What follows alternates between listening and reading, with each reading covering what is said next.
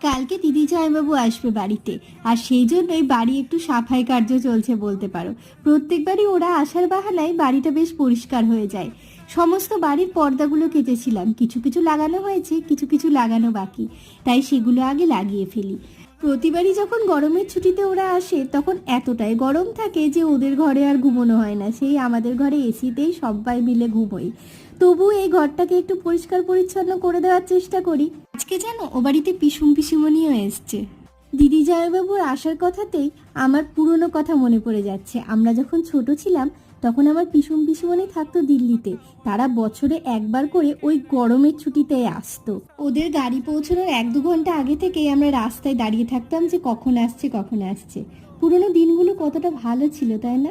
বড্ড মনে পড়ে সেই পুরনো দিনগুলো। যাই হোক, মোটামুটি ঘর পরিষ্কার করে দিয়েছি, তবে বালিশের কভারগুলো কাল সকালে পরাবো। একদম মানাচ্ছে না।